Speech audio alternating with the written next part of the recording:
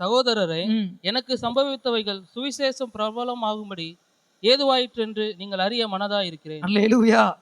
I want you to know, brothers, that what has happened to me has really served to advance the gospel. எப்படி அழகா சொல்றான்னு பாருங்க. எனக்கு சம்பவித்தவைகள் சுவிசேஷம் பிரபலமாகும்படிக்கு ஏதுவாயிற்று. இந்த கடைசி நாட்கள்ல இருக்கிற இவாஞ்சலிஸ்ட், சுவிசேஷ பிரபலியக்காரர்களை கொஞ்சம் கவனிச்சு பாருங்க. பவுல் சொல்ற மாதிரி சொல்ல முடியுமா? எனக்கு சம்பவித்தவர்கள் என்ன சம்பவிச்சு? அடி வாங்கினாரு, மிருகங்களுக்கு இரையாக்கப்படுவதற்கு எதுவான சூழ்நிலை, மறிப்பதற்கு ஏதுவா இருந்தாரு, பட்னியில கிடந்தாரு, சிறைச்சாலையில் தூக்கி எறியப்பட்டாரு, துரோகி என்று முத்திரை குத்தப்பட்டாரு, சொந்த ஜனங்களுக்கு விரோதமானவன்னு பேசப்பட்டாரு. இப்போ இவைகள்லாம் எதுக்காக நடந்துச்சு அப்படின்னு சொல்றாருன்னா, சுவிசேஷம் பிரபலமாகும்படிக்கு எதுவாயிச்சான். எதுக்காங்க? இன்னைக்கு பாருங்க, இந்த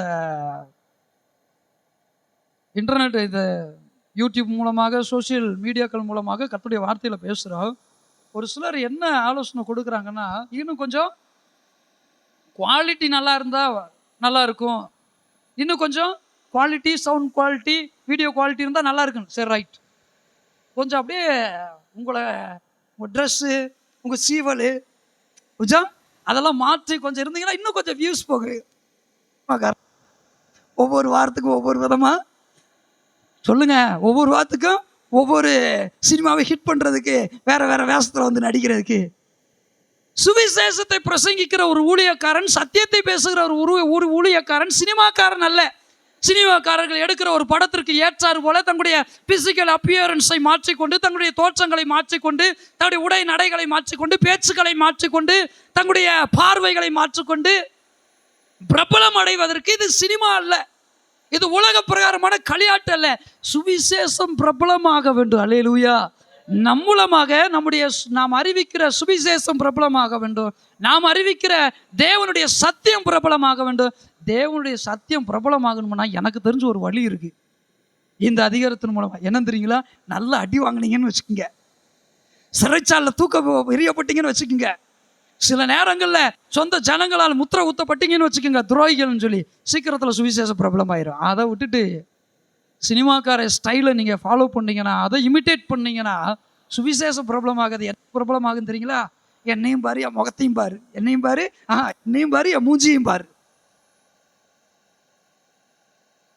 அதுதான் பிரபலமாகும். பாருங்க, இவர் இப்படி பேச்சாற்றல் உள்ளவர், இவர் கொஞ்சம் அழகு உள்ளவர், இவர் கொஞ்சம் நல்லா நல்லா நயமாக பேசுகிறவர், சீக்வன்ஸாக பேசுகிறவர், கொஞ்சம் டேலண்ட், இப்படி தான் பிரபலமாகும் மக்கள் மத்தியில். பவுல் இங்கே அழகாக சொல்கிறா பாருங்க, என் கட்டுகள், என் காவல், என்னுடைய மன வருத்தம், என்னுடைய சரீர பிரகாரமான வேதனை, இவைகள் எல்லாம் எனக்கு எதுக்காக சம்பவித்தது என்றால் சுவிசேஷம் பிரபலமாகும்படிக்கு. எது பிரபலமாகும்படிக்குங்க?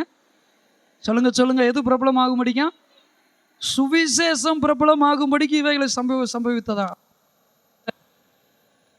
இந்த கடைசி காலங்களே அல்லது இந்த காலகட்டங்களே வாழ்ந்து கொண்டிருக்கிற, பிரசங்கித்து கொண்டிருக்கிற ஊழியர்கள், சுவிசேஷர்கள் எப்படிப்பட்டவர்களாக இருக்கிறாங்க? தங்களை பிரபலமாக்குறவர்களாகத்தானே இருக்கிறாங்க. நாம் அப்படிப்பட்டவர்களாக இருக்கவே கூடாது.